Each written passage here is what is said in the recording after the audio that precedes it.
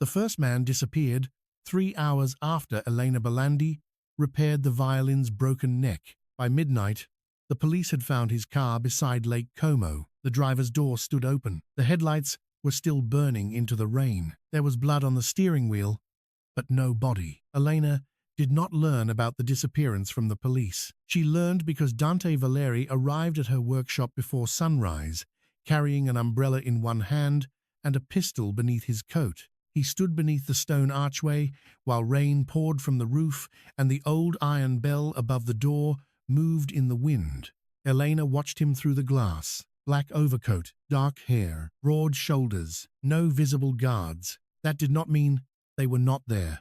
Men like Dante never arrived alone. They only entered rooms alone when they wanted everyone inside to understand that numbers would not matter. He knocked once. Elena did not open the door. Behind her, the workshop smelled of spruce, hot hide glue, linseed oil, and wood smoke.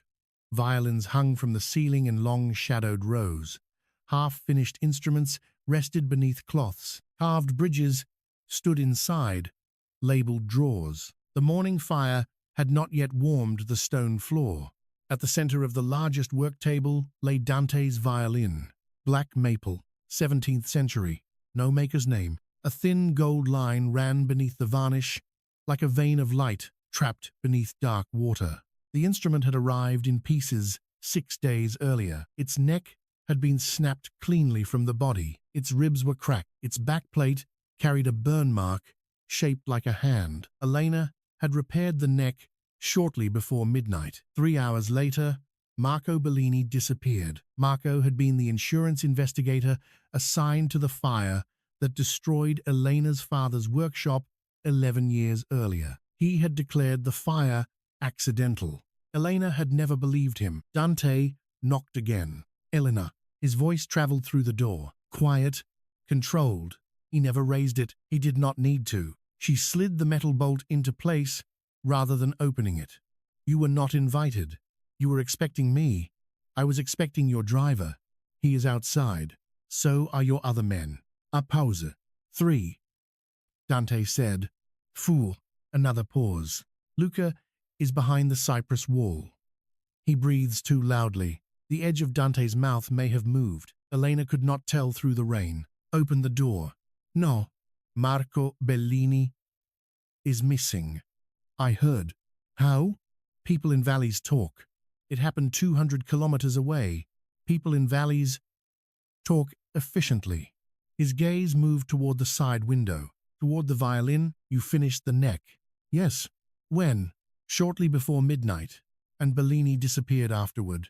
Elena's scarred hand tightened around the curtain. That sounds like an accusation. It is a fact. You are the man with an army, private prisons, and a reputation for making people vanish. I do not have private prisons. That is the part you deny? Elena. She stepped closer to the glass. The scar along the left side of her neck disappeared beneath the collar of her sweater. Another crossed the back of her left hand, pulling the skin slightly when she closed her fingers. She had stopped hiding the scars years ago. People still stared. Some looked away too quickly. Others looked too long. Dante did neither. That disturbed her more than pity would have. You gave me a broken violin, she said. I repaired one part. A man connected to my parents' deaths disappeared. Now you arrive before the police. Tell me why I should open the door. Because Bellini was not taken by me. Then by whom? I am finding out. And until then, you are leaving the valley. No, Elena, no.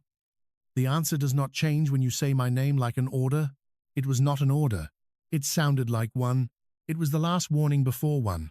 The rain strengthened. Behind Dante, the mountains disappeared beneath fog. The Bellandi workshop stood at the edge of Val di Ferro, a narrow valley surrounded by the Italian Alps.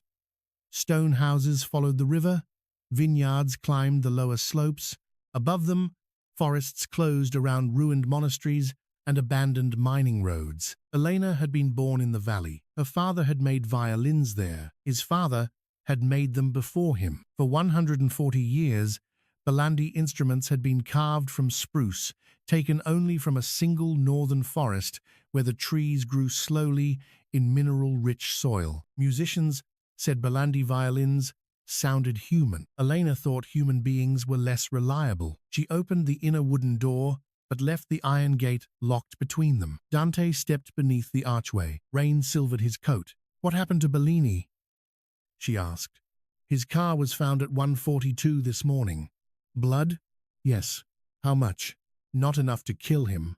So someone wanted the scene discovered." "Yes. And you came here because?" "Because Bellini sent a message before he vanished." Dante removed his phone. On the screen was a photograph, Elena's workshop, taken from the tree line beyond her back garden. The photograph had been sent at 12:19 a.m., 19 minutes after she repaired the violin. Beneath it was a sentence. She found the first name. Elena looked toward the black violin. "I found nothing." Dante's eyes stayed on her. "What did you remove from the neck?" "Old glue? Splintered maple? A metal pin from a previous repair." "What kind of pin?" "Silver." "Where is it?" "In the tray." She pointed toward the work table. Dante did not move. "Bring it to me. You can come inside when you tell me why someone believes I found a name." "The gate." "The truth." His jaw tightened. They stood 6 feet apart, with iron between them. Elena had seen men tremble when Dante entered a room. She had seen the mayor of Verona abandon a speech because Dante sat in the third row.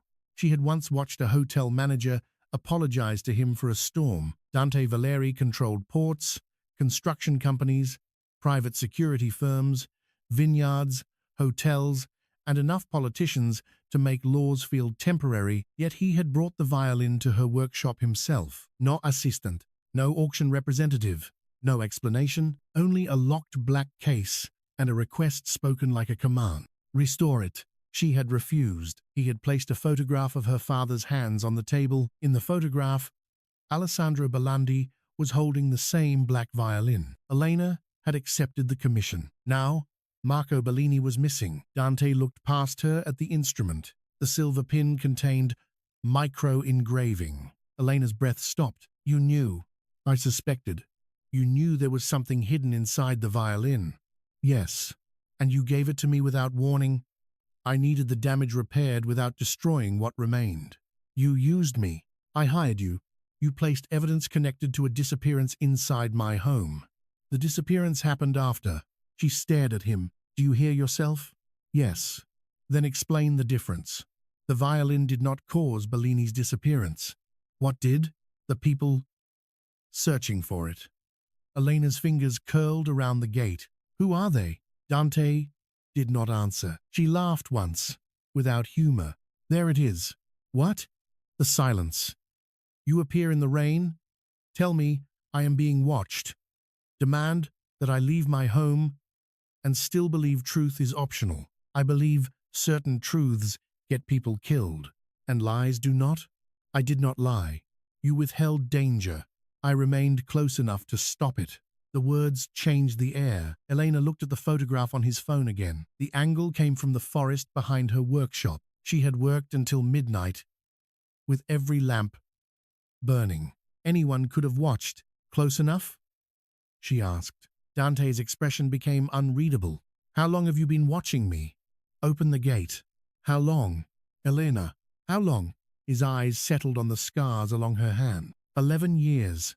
The rain seemed to vanish from sound. Elena stared at him through iron bars. 11 years. The exact time since the fire. "You have watched me since my parents died?" "Yes." "Why?" "Open the gate." She stepped back. "No. Elena, you do not get to stand outside the ruins of my life and refuse to explain why you were there. I was not there when the fire started, but you came after." "Yes." "How soon?" Dante said nothing. Elena understood. "You were there that night." His silence confirmed it. The workshop around her shifted. For 11 years, Elena had remembered the fire in pieces. The scream of heated varnish exploding from jars. The roof collapsing. Her mother calling her name from somewhere beyond the flames.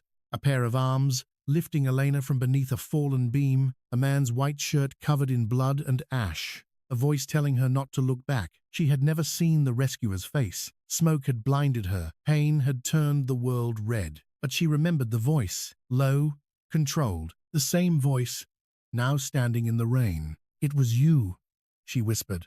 Dante did not deny it. "You pulled me out." "Yes." "You left before the ambulance arrived." "Yes." "Why?" "Because men were still searching the building." "For the violin?" "For you." A sound moved in the forest. A branch, too heavy for wind. Dante turned immediately. The softness left him. He drew the pistol from beneath his coat and fired once through the rain. A man fell from behind the cypress wall. Elena flinched. Glass shattered above her. A second shot came from the tree line. Dante threw himself against the gate. Down. Elena dropped behind the stone counter. Gunfire tore through the workshop windows. Violins swung from their hooks. One instrument shattered against the wall. Dante's men emerged from the rain, returning fire toward the forest. The iron gate shook under another bullet. Elena crawled toward the work table. The black violin lay exposed. Dante saw her. "Leave it."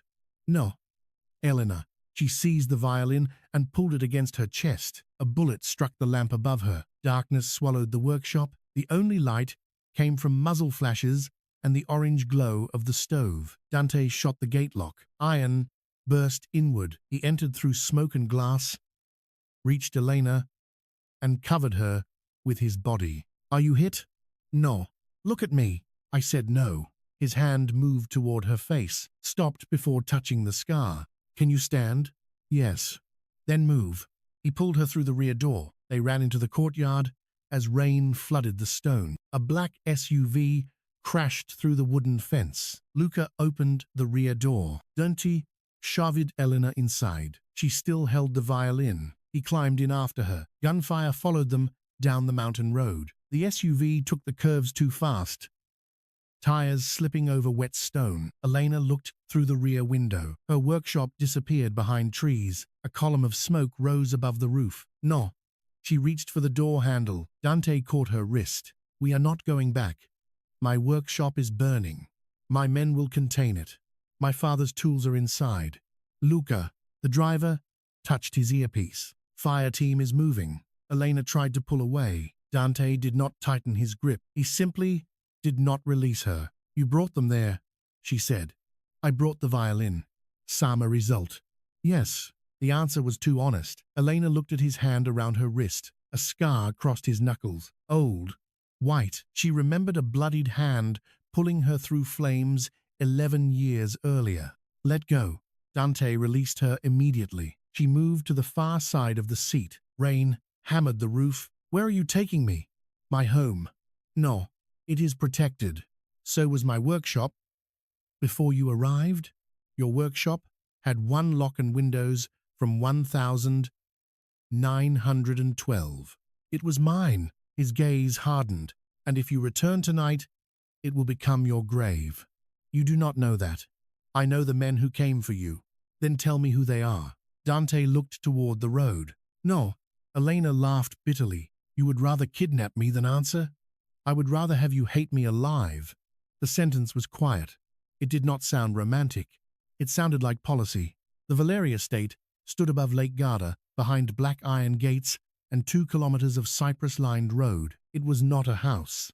It was a fortress disguised as a Renaissance villa. Creamstone, terraced gardens, a private chapel, underground garages, security cameras hidden inside statues. Armed men positioned among olive trees. Rain turned the lake black beyond the cliffs. Dante led Elena through a marble entrance hall while servants disappeared before she could look at them. No one questioned the woman holding a damaged violin against her chest. No one questioned the blood on Dante's cuff. A woman in a grey suit approached. "Doctor is waiting."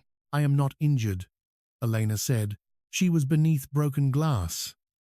Dante replied, "I said I am fine." The woman looked at Dante. He said, "Examine her hands." Elena stopped. "No one touches my hands." Dante turned. "They are bleeding." She looked down. Several cuts crossed her palms. The scars made it difficult to feel shallow injuries. Her left hand had reduced sensation from the fire. "I will clean them myself." "You repair instruments worth millions." "They are my hands." That is why my hands. Dante went silent. The doctor waited. Finally, Dante nodded. Bring the supplies to the West workshop. Elena looked at him. What workshop? Yours. The West Wing had been converted into a violin maker's studio. Not recently. The wood racks were old enough to hold dust inside the grain. Spruce wedges were organized by density. Maple backs rested in humidity-controlled cabinets. A traditional bending iron stood beside an antique workbench. Her father's workbench. Elena stopped in the doorway. The right front corner carried a knife mark shaped like a crescent. She had made it when she was 7. You stole this. No. Dante stood behind her. It disappeared after the fire.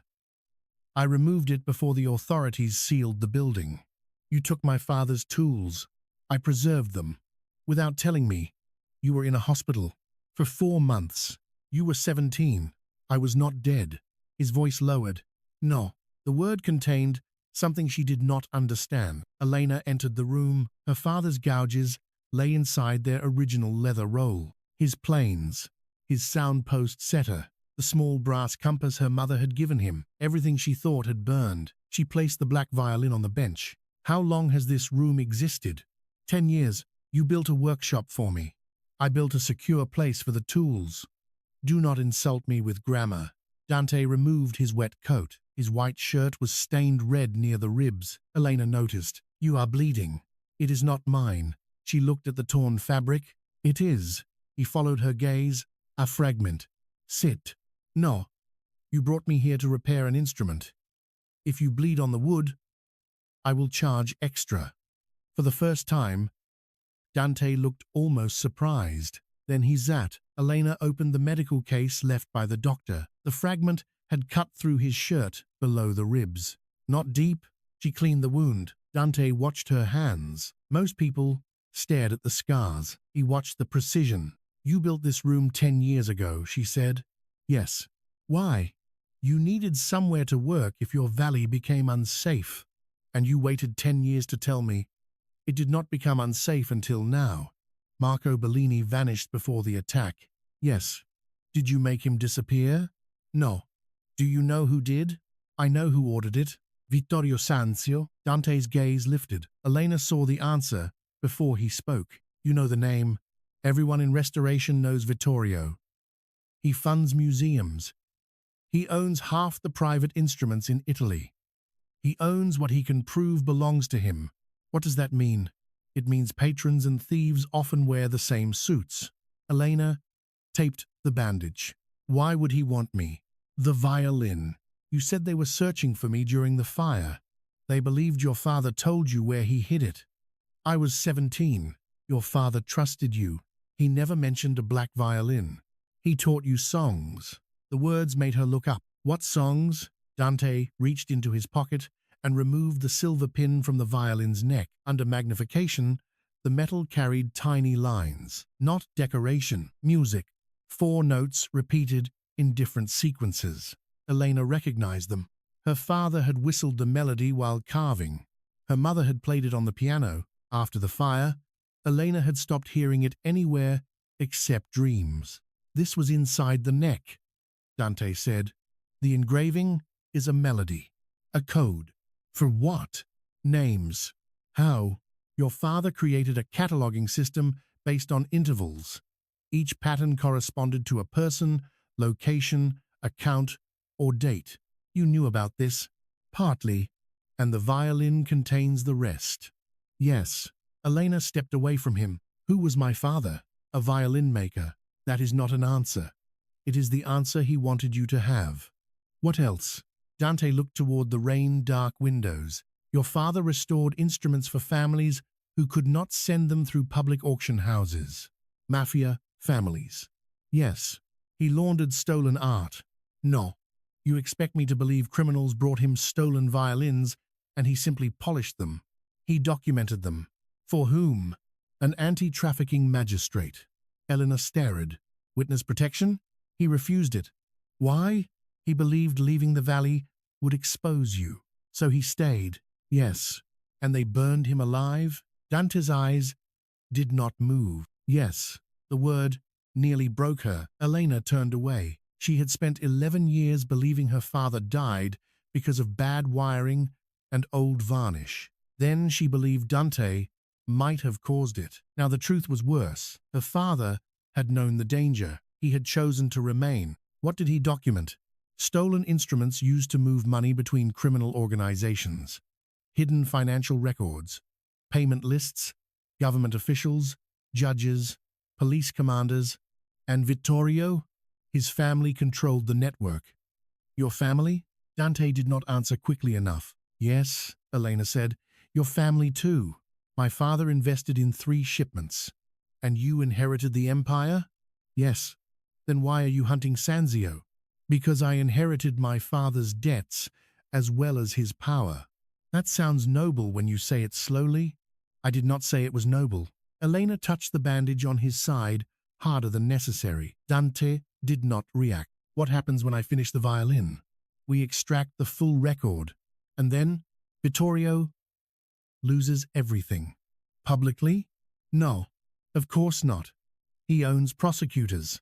So, you intend to kill him. I intend to remove his ability to reach you.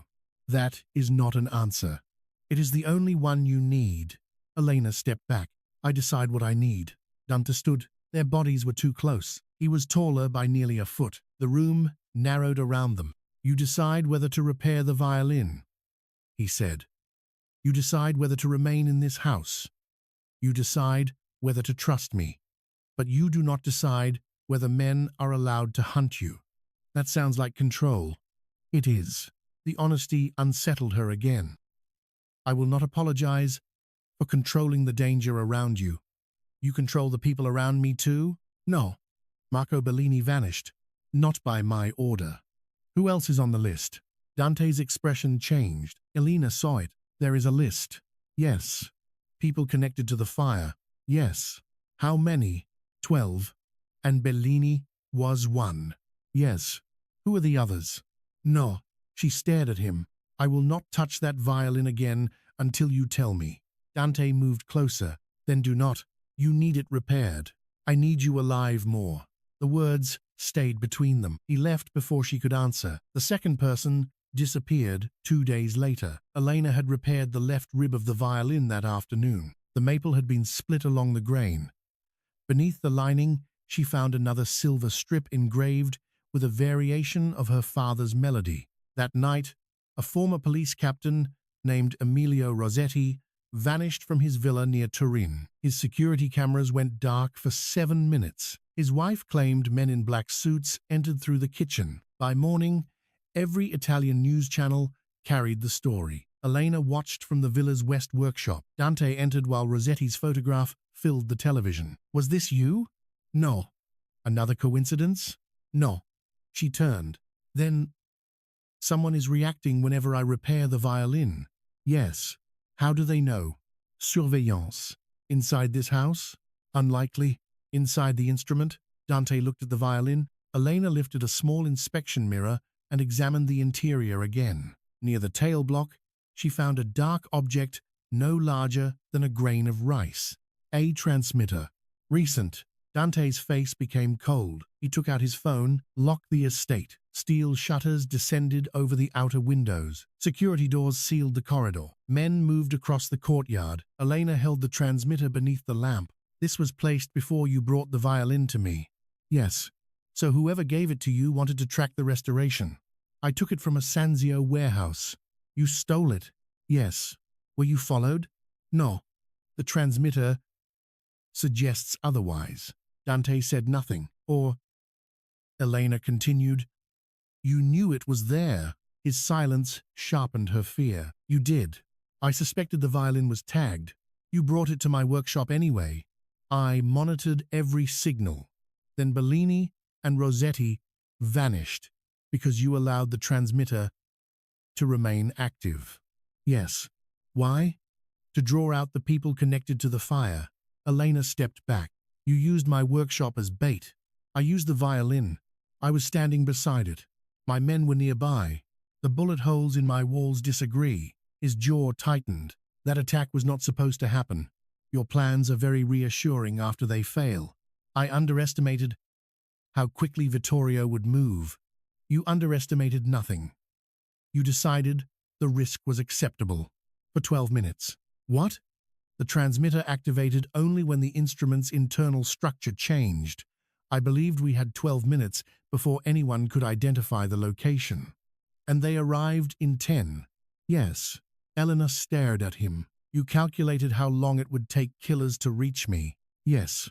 And still gave me the violin. Yes. Why? His eyes held hers. Because I could not decode it. Without you, there was no excuse. No attempt to soften the cruelty. Only truth. Elena turned away before he could see how deeply it hurt. She had believed his silence concealed something protective. Perhaps it concealed only strategy. You will leave the workshop, Dante said. No. Elena. The instrument is open. Moving it could shift the plate. I do not care. I do. He crossed the room and reached for the violin. Elena stepped between them. Touch it, and I will break your fingers. Dante looked down at her scarred hand against his chest. The gesture had been instinctive. They both noticed. Heat moved through the room, not warmth, tension. Dante raised one hand. For a moment, Elena thought he would touch the scar along her neck. He stopped inches away. His fingers curled. You should be afraid of me, he said. I am. You do not act like it. I have been afraid since I was 17. It became boring. Something almost human moved through his expression. Then Luca entered. Don't. His tone changed everything. What? We found Rossetti. Alive? No. Where? Inside the old opera tunnels beneath Turin. Elena's breath caught. What was done to him? Luca looked at Dante. Say it. Elena demanded. A violin string was wrapped around his throat. The room became silent. On Rossetti's chest, the killers had left a photograph of Elena's burned workshop. Beneath it were 4 words. Finish the instrument. Little Lark. Little Lark. Her father's name for her. No one outside her family knew it. Elena sat down. Dante's hand moved toward her shoulder. Stopped. You know who wrote that? She said. Yes. Vittorio? No. She looked up. Then who? Your uncle. Elena had no uncle. At least, none she had ever met. Dante closed the workshop door. Your mother's brother was named Paolo Sanzio. Sanzio. Yes. Vittorio is my family. Your mother was Vittorio's younger sister. Elena stared at him. No. She changed her name before marrying your father. No. She left the Sanzio organization after discovering what they used the instruments to transport. My mother taught music to children. She also kept records for her father. You are lying. I wish I were. Elena stood so quickly, the chair struck the floor. My mother died in that fire. Yes. Because her own family ordered it? Vittorio ordered the workshop searched. Paolo set the fire when your father refused to give him the violin. Paolo is alive. Yes. And you have known for 11 years? Yes. Where is he? Dante did not answer. Elena slapped him. The sound cracked through the workshop. Luca moved. Dante lifted one hand without looking away from Elena. Luca stopped. You knew the man who burned my family alive was living, Elena said. You knew, and you let me believe the fire was an accident. I had no proof. You had his name. A name does not protect you. It would have given me a direction. It would have put you in front of him. Maybe I wanted that. No. Dante's voice became harder. You were 17, burned, drugged, calling for parents who were already dead. You wanted revenge because grief had nowhere else to go. And you decided what I was allowed to know.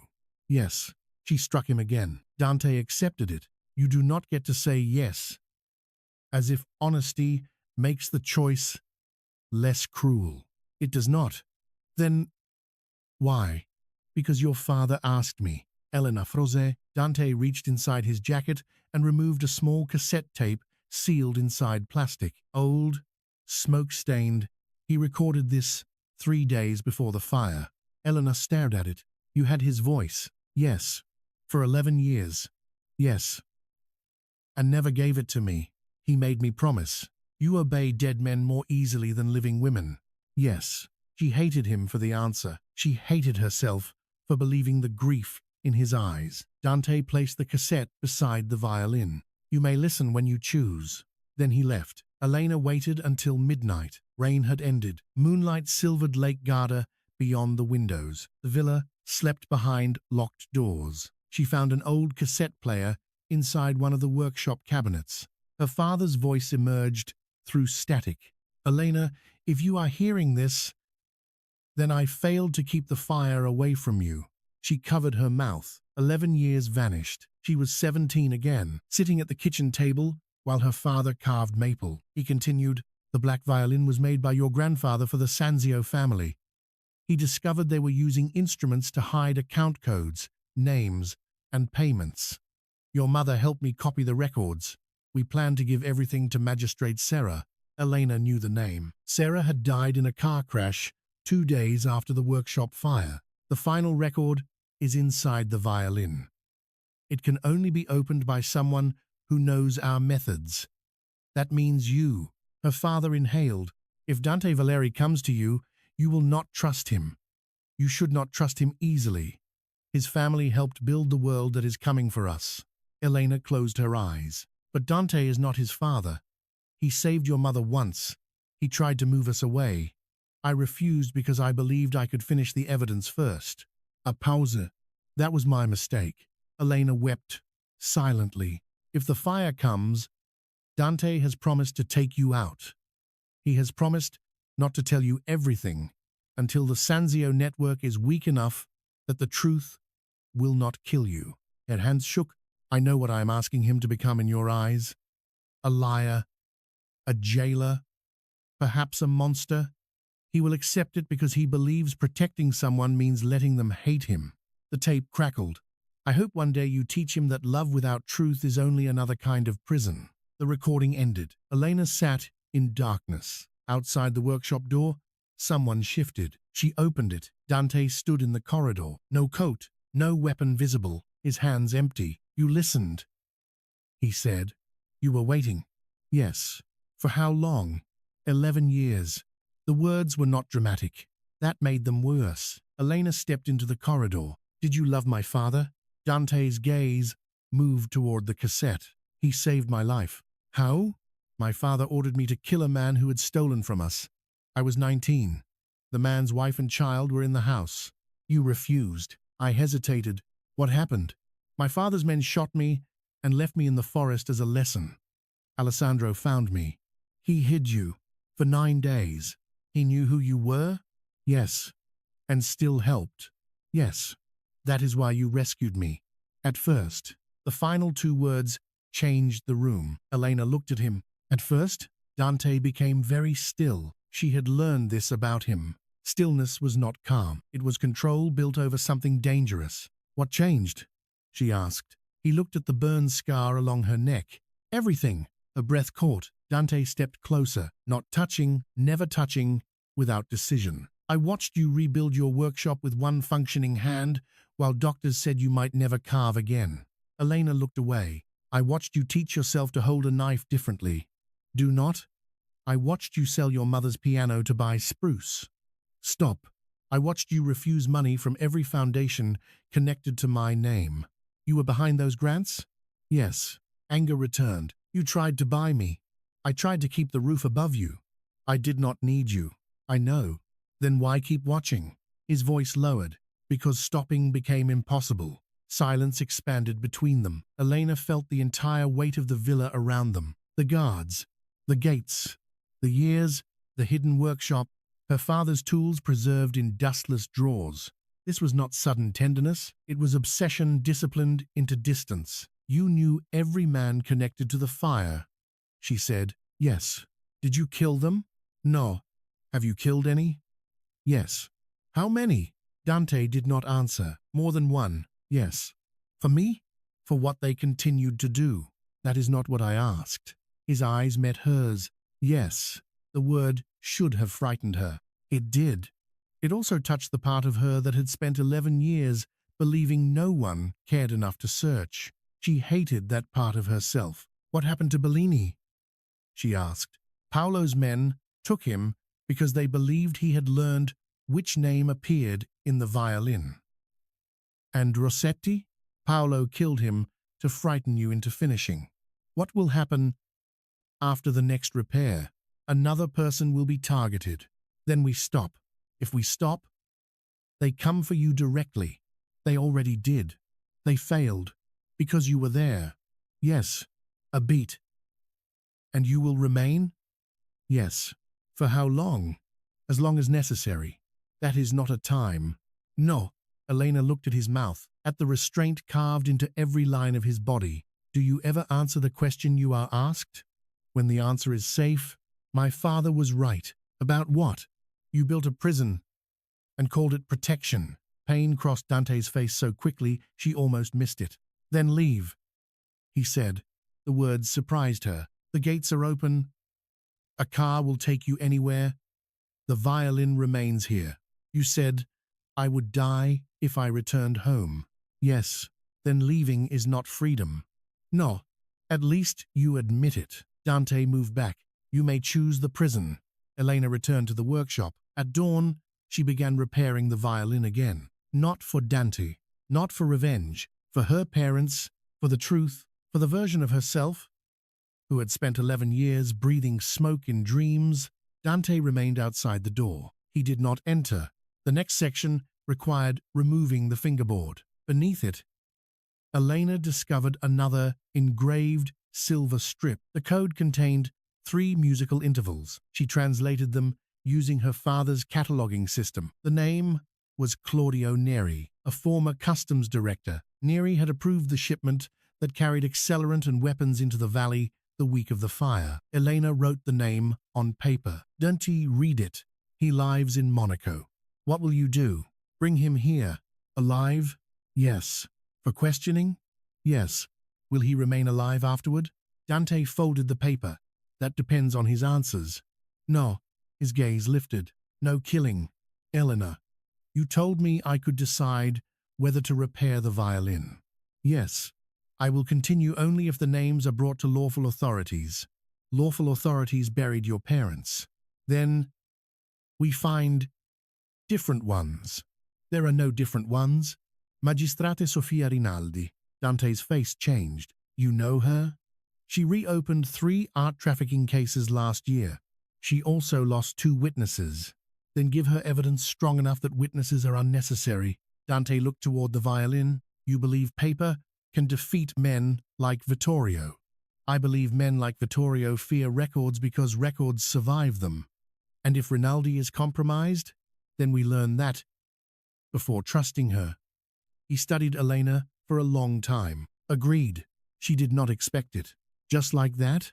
No. What does that mean? It means I will investigate Rinaldi before allowing her near you. I am not asking permission. You are not meeting her alone. We are not discussing that. We just did.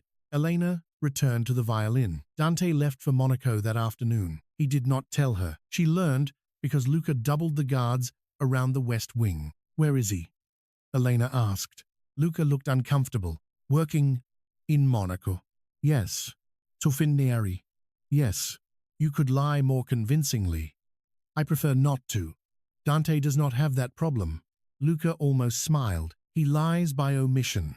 That is a very loyal distinction. He believes words become weapons when the wrong person hears them. And you? I believe silence becomes poison when kept too long. Elena looked at him. Why do you work for him? He killed the man who murdered my sister. That is not an employment reference. It was to me. The next evening, a helicopter landed on the estate lawn. Dante stepped out first. His shirt collar was open. Blood marked one sleeve. 2 guards dragged Claudio Neri between them. Neri was in his 60s. Expensive suit torn, one eye swollen. Elena waited inside the villa's private chapel. Dante had chosen the location because it contained no surveillance equipment. Candles burned before faded frescoes. Neri was forced into a chair. He looked at Elena's scars and began to cry. Little luck. Dante hit him. Not wildly, one controlled strike. Neri fell sideways. Do not call her that. Elena stared at Dante. Possession sharpened his voice. Not ownership of her body, ownership of the boundary around her pain. Neri spat blood. I did not start the fire. You approved the shipment. Elena said, I approved hundreds. You knew what was inside. I knew Paolo wanted solvents. For what? He said Bellandi had hidden property belonging to the family. My father made the violin. Your grandfather made it for Don Sanzio. And the names inside? Neri looked at Dante. Dante's presence filled the chapel. Answer her. The instrument held payment ledgers. Bribes, judges, police, ministers. The Sanzios thought Alessandro had removed them. He had. Yes. Who ordered my parents killed? Vittorio wanted the workshop searched. Paolo wanted revenge. Why revenge? Neri looked at her scars. Your mother testified against their father. Elena felt the floor tilt. My mother testified? Secretly. Years before. The case failed when the magistrate disappeared. Settler? No. An earlier man. Carlo Bellini, Marco Bellini's father. The first missing man had inherited his father's knowledge. The conspiracy stretched farther back than the fire. What happened to Marco? Elena asked. I do not know. Dante moved closer. Neri's breathing changed. I swear. Who took him? Dante asked. Paolo. He believed Marco had his father's duplicate records. Where is Paolo? Neri closed his mouth. Dante drew a knife. Elena stepped between them. No. He knows. He will talk. He has not. Then let me ask. Dante stared down at her. You think kindness will reach him? No. Elena turned to Neri. I think fear can be more precise. She placed the unfinished black violin on the chapel altar. Neri looked at it. This instrument contains every payment your family made. Every official, every burial site, every account. When I finish it, I will copy everything. Neri's face drained. I will give one copy to Rinaldi, one to every international newspaper, one to the families of the people you killed, and one to Dante. Dante's eyes stayed on her. Elena continued. You know what the law may do. You know what he will do. Your only chance to choose which reaches you first is to tell me where Paolo is. Neri broke. Paolo was hiding beneath an abandoned opera house outside Milan. The Teatro della Luna had closed after a stage fire 20 years earlier. Beneath it lay service tunnels once used to move sets and musicians unseen. Now they held prisoners. Marco Bellini was alive. So were 3 other people connected to Elena's past. Dante planned the rescue that night. Elena learned about it when she found him loading a pistol in the underground garage. Black SUVs waited with engines running. Men in body armor checked rifles beneath white lights. You are leaving without me. Yes. Marco knows what his father recorded. Yes, I need to speak to him. After he is safe. I am coming. No. You said, I choose.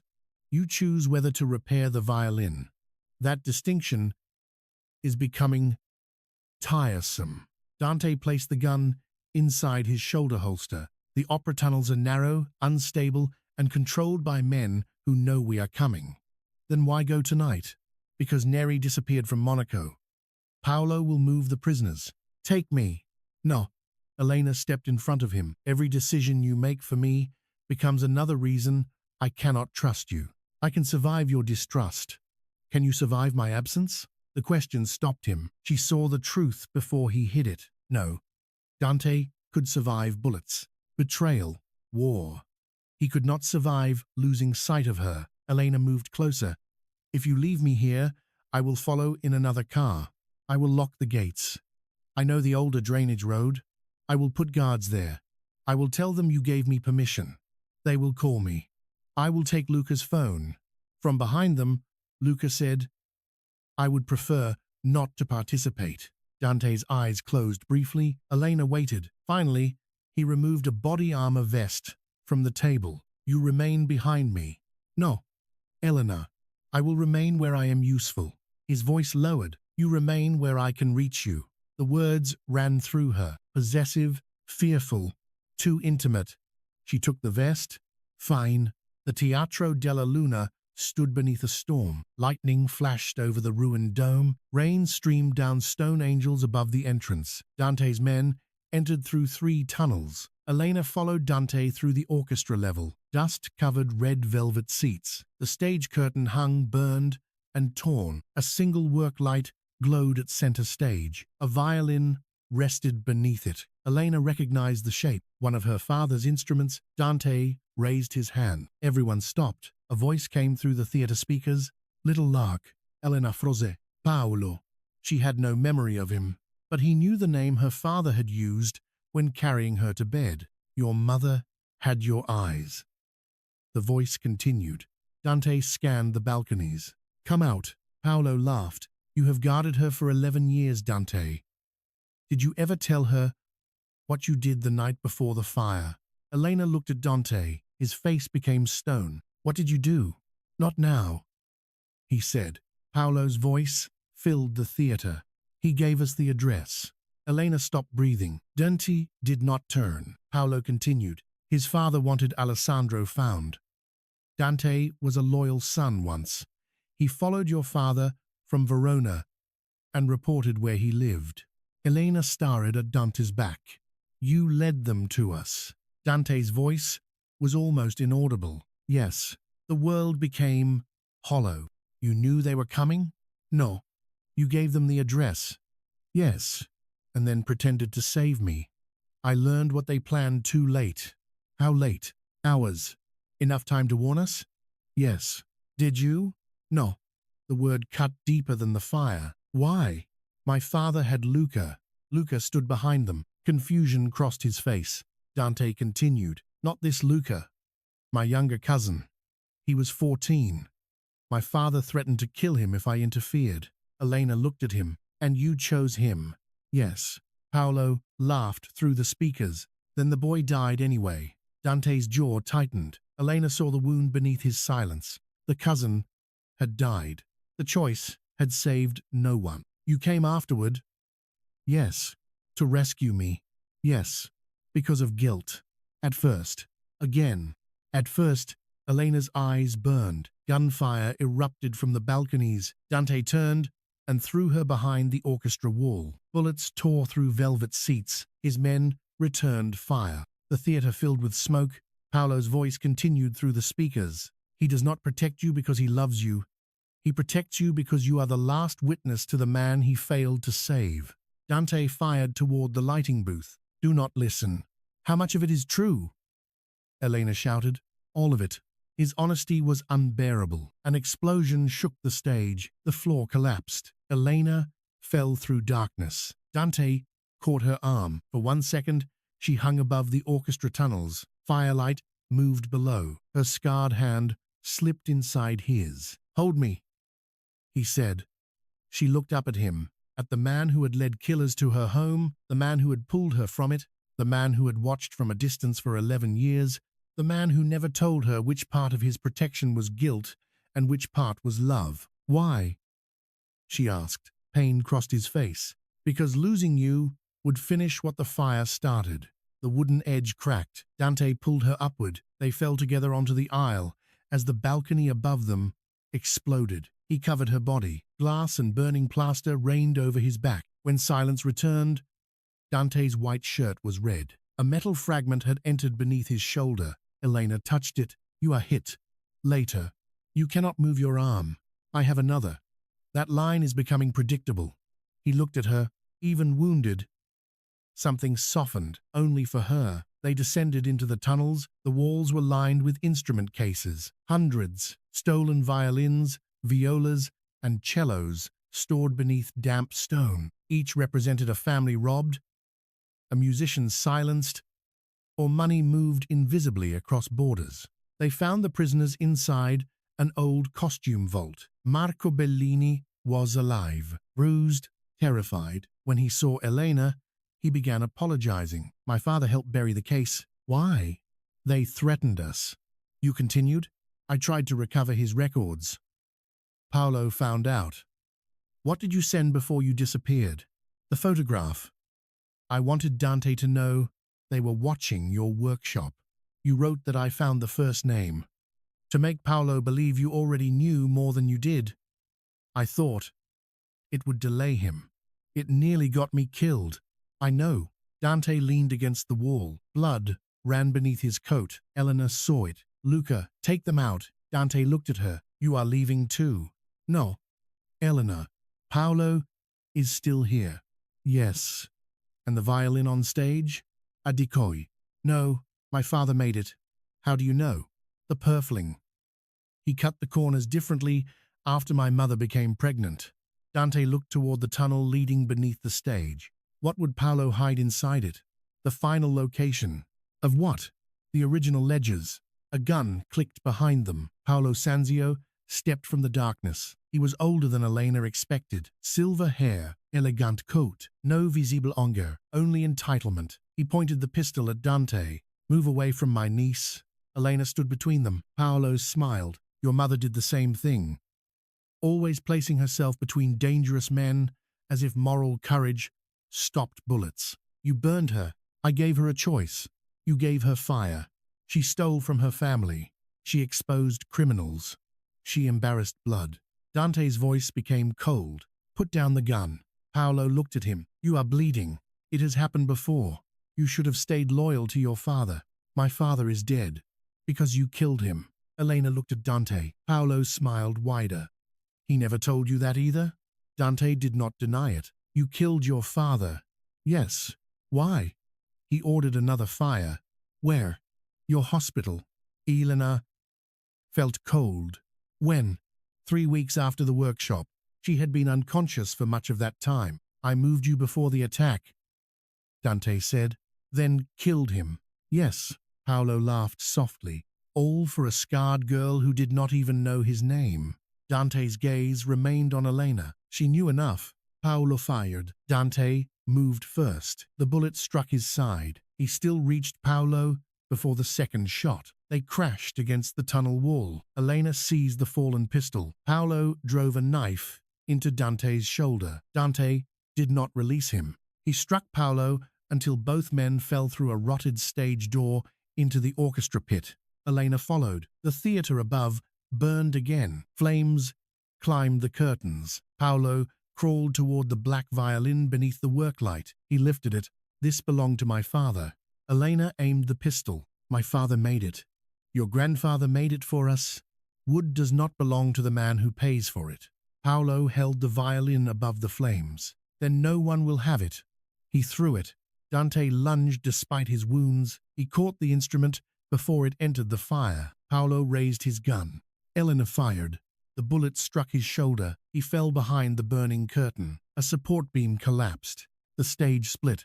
Paolo disappeared beneath flames and falling timber. Dante stood in the orchestra pit, holding the violin against his chest. Blood covered his white shirt. Fire illuminated his face. Elena.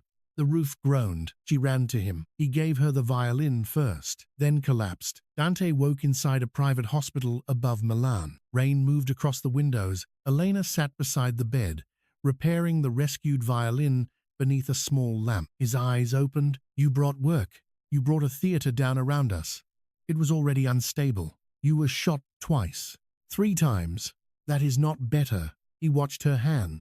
The scars. The careful movement of the knife. You should leave, he said. Elena did not look up. Your doctor disagrees. I mean me. The knife stopped. Dante continued. Paolo told you the truth. Yes. I led them to the valley. Yes. I chose my cousin over warning your family. Yes. He died anyway. I know. I built my life around correcting a decision that cannot be corrected. Elena set down the violin. Is that why you protected me? At first. And after? His voice became quiet. After, I did not know how to exist in a world where you were not somewhere inside it. The confession held no beauty, only ruin. Elena looked at him. You never spoke to me. You deserved a life untouched by mine. You watched me. Yes. You interfered with jobs, only the dangerous ones. You purchased my father's tools. Yes. You built a workshop. Yes. You sent money through foundations. Yes. You killed men connected to the fire. Yes. How many? 5. Would you have killed Paolo? Yes. Would you have told me? No. Anger rose again. You still do not understand. I understand that truth cost your parents their lives, and silence cost me 11 years. Dante looked away. I do not know how to protect someone without removing the danger first. You are not supposed to remove the world. I can try. That is exactly the problem. She moved closer to the bed. Protection without trust is control. Love without truth is a prison. Your father said that. He hoped I would teach you. Dante's mouth tightened. He expected too much. No. Elena touched the edge of his bandage. He expected you to survive long enough to learn. Dante looked at her hand. Are you staying until the violin is finished? Only until then? You do not get certainty yet. He accepted the answer. That mattered. For the first time, Dante did not demand more than she could give. The final repair required opening the violin's backplate. Elena completed it in the villa workshop. 2 weeks later, Dante recovered nearby under guard and medical supervision. He obeyed none of the doctor's instructions except the ones Elena repeated. Their days settled into tension. He brought coffee and left it at the edge of the bench. She corrected the way he held carving tools. He stood behind her during security briefings, close enough that she could feel his warmth, but never touching. One evening, a young violinist named Tommaso arrived to test the instrument's tone. He was handsome, talented, and openly fascinated by Elena. Dante watched from the doorway. Tommaso played a slow passage, then lowered the violin. It responds beautifully to her hands. Dante's expression cooled. Elena noticed. Are you jealous? No. You have moved 3 feet closer since he arrived. Security. Tommaso is holding a bow. Objects can be weapons. Tommaso looked between them. I can return tomorrow. No. Elena said. Yes. Dante said. She turned. Dante held her gaze. Tommaso has another engagement. I do not. You do now. Tommaso left very quickly. Elena folded her arms. That was possessive. Yes. You admit it? I am recovering. I have limited energy for lying. She almost smiled. Dante stepped closer. You liked his attention. I liked your reaction. That is dangerous. For whom? For Tommaso. Elena stared at him, then laughed. The sound surprised them both. Dante looked at her as if she had played a note he had waited years to hear. The moment softened. He raised one hand toward the scar along her cheek. Stopped. Elena's laughter faded. You always stop. Yes? Why? Because the last time I touched you without permission, I was carrying you through fire. Her chest tightened. She took his hand and placed it against the scar. Dante's breath changed. His thumb moved carefully over the uneven skin. No pity. No revulsion. Only attention. You never ask whether it hurts, she said. Does it? Sometimes. When? Cold weather. Fatigue. When people stare. His eyes darkened. Who? That is not an invitation to eliminate strangers. It sounded incomplete. She stepped closer. What do you feel when you look at it?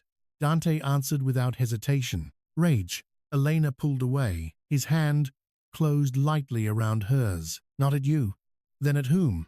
Everyone who taught you to believe survival needed to be beautiful before it deserved love. The words reached somewhere she kept armored. Dante moved closer. Their foreheads nearly touched. His gaze dropped to her mouth. He stopped again. Elena closed the distance. The kiss began slowly, not soft, controlled, as if both understood that once it deepened, denial would become impossible. Dante's uninjured hand moved to her waist. The other remained still at his side. Elena touched the scar near his ribs through his shirt. He broke the kiss. Do not make this gratitude. It is not. Guilt. No. Fear. Partly. His jaw tightened. She continued. I am afraid of what loving you would make normal. It should not be normal. Violence follows you. Yes. You decide too much. Yes. You believe devotion excuses possession. I am learning otherwise. Slowly. I have been busy. She almost laughed again. Then the estate alarm sounded. The lights went red. Luca entered with a weapon drawn. Rinaldi has been compromised. The magistrate's convoy had been attacked on the road to the villa. One vehicle burned. 2 officers were dead. Rinaldi had escaped into the lower vineyards. Vittorio Sanzio was moving openly now. The unfinished evidence had frightened him enough to begin a war. Dante ordered the villa sealed. Elena refused to hide underground. The Violin is almost open. That makes you the primary target. It also makes finishing it the only way to end this. Not tonight. Yes, tonight. Elena. Every hour we delay gives Vittorio time to destroy accounts and witnesses. He is attacking the estate. Then he believes the evidence is here. It is. Exactly. Dante looked at Luca, moved the violin. Elena placed both hands over it. No. Dante's voice lowered. Do not force me to choose between your trust and your life. You have been making that choice for 11 years. Gunfire erupted at the lower gates. The villa windows shook. Black SUVs climbed the cypress road. Men fired from behind armored doors. Dante's guards returned fire from stone terraces. The luxurious estate transformed into a fortress. Elena carried the violin into the underground restoration vault. Dante followed. You will finish it there. I thought you wanted it moved. I want you behind concrete. The vault contained stolen artworks recovered from Valeri warehouses and never returned because their legal owners could not safely claim them. Elena saw paintings, icons, and instrument cases extending into shadow. You kept all of this until ownership could be verified. You could sell it. Yes, but you did not. No. A new truth entered her understanding of him. Dante had inherited a criminal empire. He had not escaped its methods, but he had spent years turning parts of it against itself. Not cleanly, not lawfully, yet not without purpose. Elena placed the violin beneath the restoration lights. The final seam opened. Inside the back plate, her father had carved a series of musical notes into the maple, a complete composition. Not a melode, a map. Elena translated the intervals, names, dates, accounts, location, judges, police officers, politicians, burial sites. At the end was one final line. Casa delle Corde, House of Strings. She knew the place. An abandoned monastery above Valdeferro, where her grandfather once seasoned wood. The original ledgers are in the monastery, she said. Dante looked at the code. Vittorio will know. How? He has the first half of the composition. Then he is already going there. Dante touched his earpiece. Luca, prepare the helicopter. Elena closed the violin. I am coming. No. She looked at him. Dante held up one hand. Before you argue, the monastery is isolated. The storm is moving north, and Vittorio will have armed men. It is my family's evidence. Yes. My father hid it. Yes. I know the monastery. I know the floor plans. You bought those too? I buy useful information. The lower archive can only be opened through the acoustic chamber. Dante stopped. What chamber? A room beneath the chapel. The lock responds to resonance. How do you know? My grandfather used it to test instruments. Dante exhaled slowly. You remain beside me. She lifted the violin case. Where you can reach me. His eyes sharpened. Yes. The helicopter crossed the Alps beneath lightning. Elena sat opposite Dante in the cabin. He wore black tactical clothing beneath a long coat. Blood had not fully left the white scar near his shoulder. He checked her body armor twice. You are tightening it too much. It should not move. I need to breathe. Breathing is encouraged. Your tone suggests otherwise. He looked at her. In the noise of the helicopter, their knees touched. Neither moved. If something happens, he said, Luca takes you south. No, this is not negotiation. Then stop speaking as if my response matters. Dante's hand closed over hers, not hard, desperate. Elena. She had never heard her name sound so vulnerable in his mouth.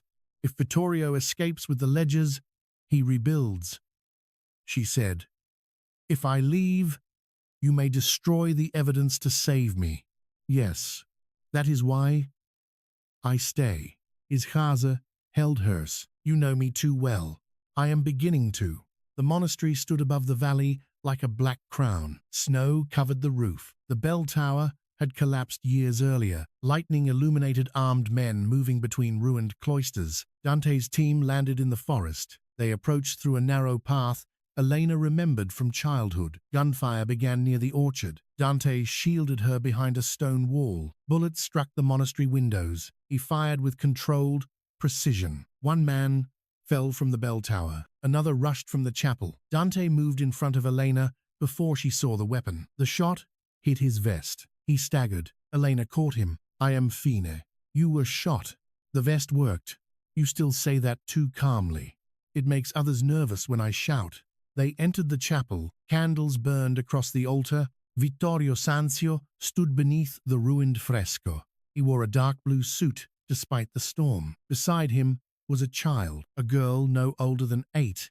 Dark curls, terrified eyes. Vittorio held one hand on her shoulder. Elena stopped. Who is she?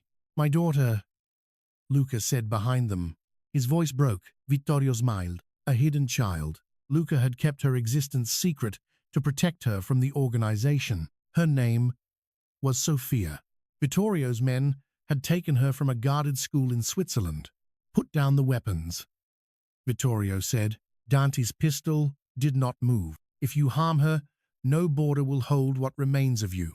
You sound like your father. My father threatened children because he lacked the courage to face men. Vittorio's smile faded. Elena has the violin. She does. Bring it forward.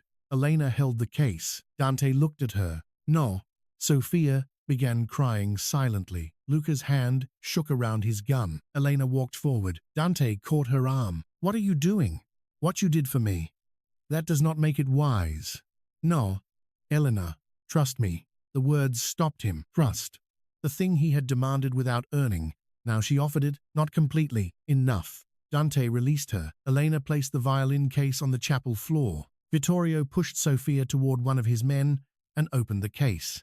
The black violin gleamed beneath candlelight. He lifted it. My grandfather commissioned this instrument. My grandfather built it. He was paid. He was murdered. History belongs to whoever survives long enough to own it. Elena looked at Dante. No, she said. It belongs to whoever preserves the truth. She struck the chapel bell rope. The broken bell above did not ring, but the rope released the acoustic chamber beneath the floor. Stone panels shifted. A hidden staircase opened. Dante moved. His men fired. Luca shot the guard holding Sophia and pulled his daughter behind the altar. Vittorio seized Elena and dragged her down the staircase with the violin.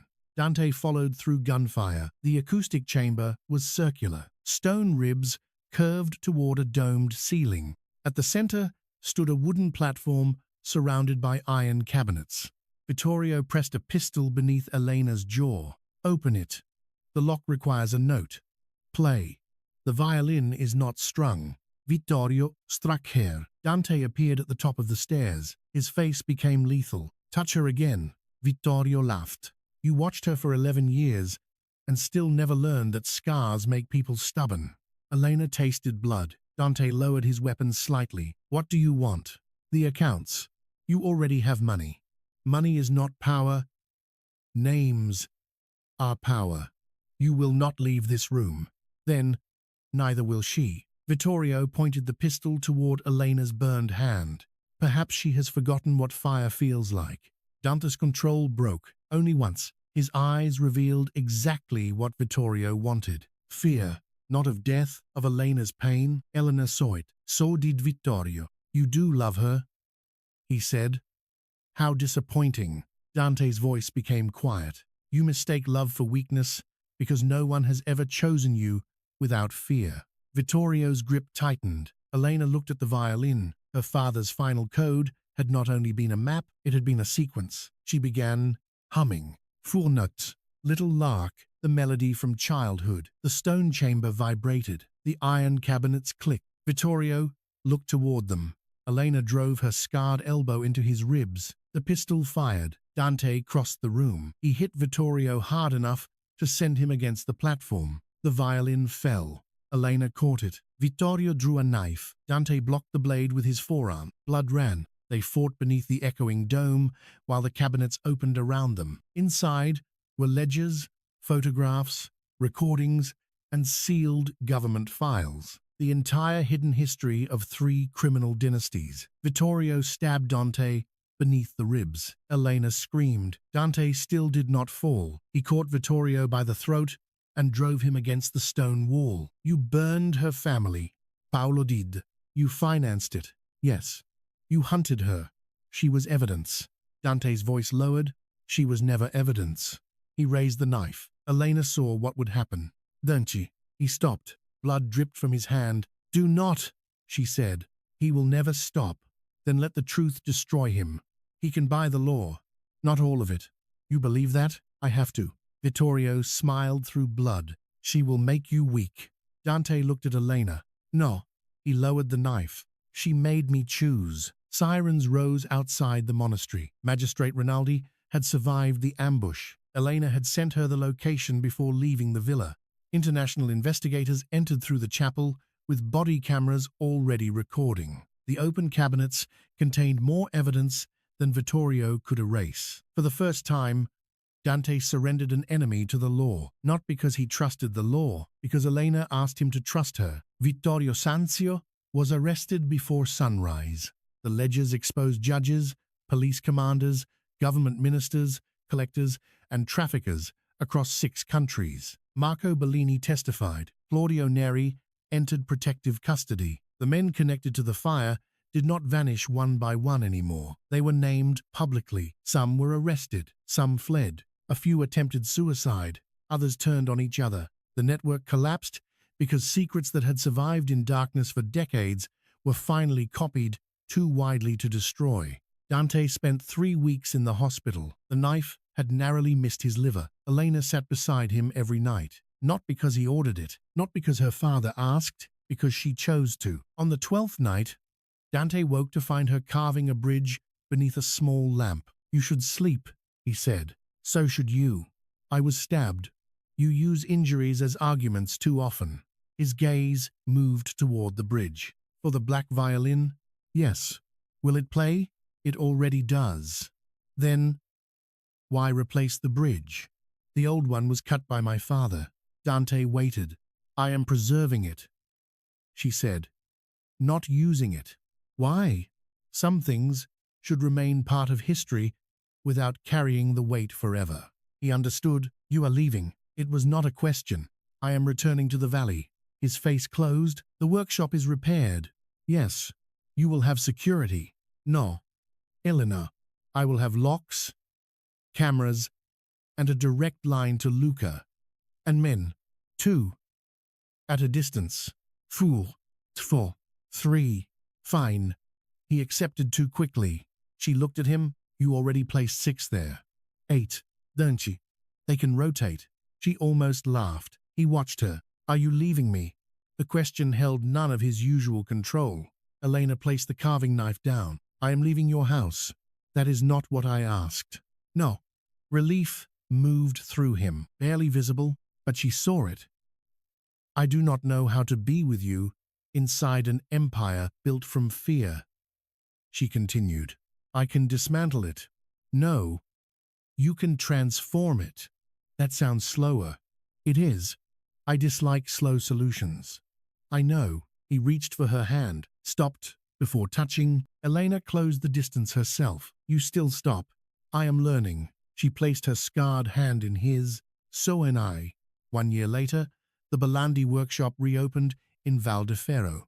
The stone walls had been repaired, the original windows restored. Her father's tools returned to their drawers. A small memorial garden stood where the fire had started. Musicians traveled from across Europe for Elena's instruments. She refused commissions from buyers who would not allow provenance research. Several stolen violins were returned to families through a foundation created with money seized from the Sanzio network. The foundation carried no Valeri name.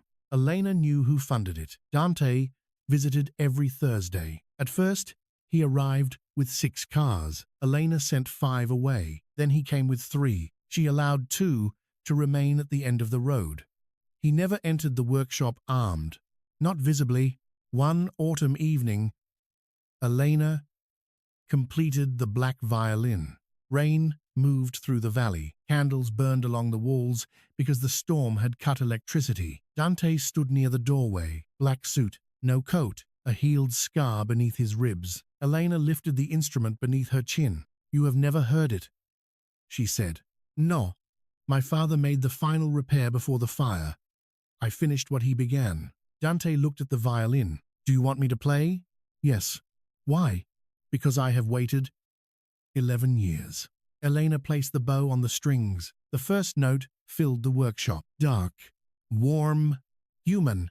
The sound moved through the rafters and across the hanging instruments. Dante became still. Elena played the melody her father had hidden in silver. Little lark. The code was no longer evidence. It was music again. Dante's eyes closed. When the final note faded, the storm continued outside. He did not speak. Elena lowered the violin. "What do you hear?" "Your father. And you." She waited. Dante looked at her scars. Not at them. At her. "The night of the fire," he said. "You were unconscious when I carried you out. I remember your voice. You held my shirt. I remember blood. You would not release me even after the doctors came." Elena's chest tightened. "I told myself I stayed because Alessandro asked me. At first, yes. And then?" Dante walked toward her, slowly, giving her time to refuse.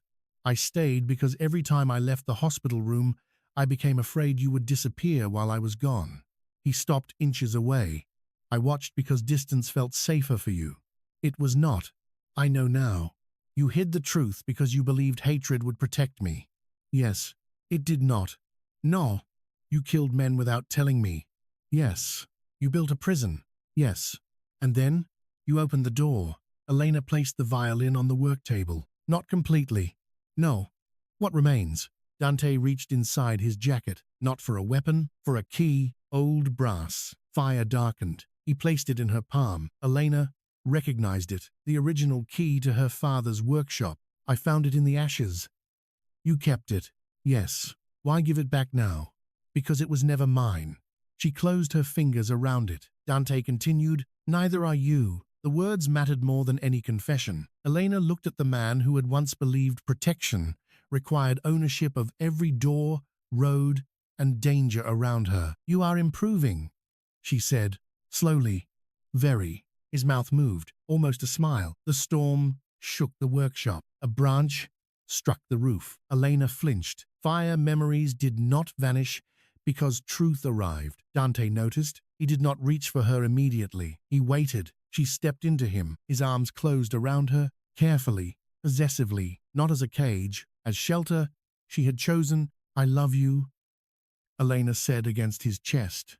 Dante went still. The feared mafia boss, who had faced gunfire, knives, betrayal, and war, stopped breathing because a violin maker in a dark workshop had spoken 3 words. "Elena, you heard me. I need certainty. You demand too much." "Yes." She looked up. "I love you." His hand rose to the burn scar along her cheek. This time, he did not stop. His thumb moved over it with reverence. "I loved you before I knew what to call it," he said. "I loved you badly. From a distance, through control, through silence. I will spend the rest of my life learning to do it without making you smaller." The honesty broke something open inside her. "Then begin now." "How?" "Kiss me without deciding what happens after." Dante lowered his head. The kiss was slow, deep, without urgency born from danger. No gunfire interrupted them. No men waited outside to drag the past into the room. Only rain, wood, music still trembling through the strings. Later, Elena opened the workshop doors. Cold mountain air entered. Dante stood beside her beneath the archway where he had once waited in the rain with a gun beneath his coat. Down the valley, lights glowed from stone houses. A small black car remained near the cypress wall. 2 guards, not 8. Progress. Elena held the restored violin. "What happens to it?" Dante asked. "It stays here. You could sell it." "No one could afford the provenance." "I could." She looked at him. "That is exactly why I will not sell it to you." "What if I buy the workshop?" "You will sleep in the road." I own the road. Not yet. Dante almost smiled. Elena placed the violin inside a glass cabinet beside the cassette containing her father's final message. The instrument no longer carried secret names. The evidence had been removed, copied, and preserved in public archives. What remained was wood shaped by generations of hands, burned, broken, repaired, not returned to what it had been, transformed into something capable of holding sound again. Elena turned off the lamps one by one. At the final table, Dante noticed a new violin beneath a cloth. He lifted the edge.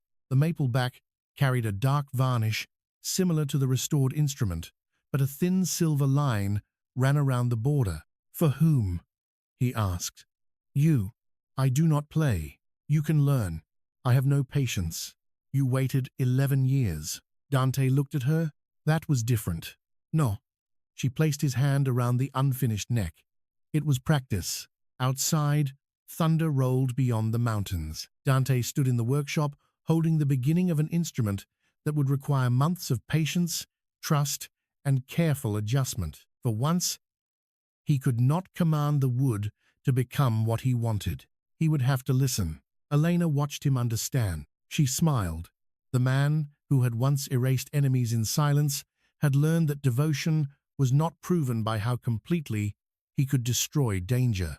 It was proven by whether he could remain when there was nothing left to fight. Dante placed the unfinished violin back on the table. Then he offered Elena his hand. Not an order, not a rescue. En invitation, she took it. Together, they walked into the rain-dark valley while the restored black violin waited behind glass, holding the sound of everything they had survived. The fire had taken Elena's parents. It had marked her skin. It had filled Dante with a guilt he mistook for purpose. But it had not finished either of them. Years earlier, Dante Valeri had carried a scarred girl out of a burning workshop and believed protecting her meant making every decision alone. Now Elena Bellandi walked beside him by choice, and for the first time in 11 years, the Mafia boss did not look behind them for the men who might be coming. Every name had been revealed, every hunter had been stopped, every secret had lost its power. The only thing left between them was the truth. And this time, he finally told her everything.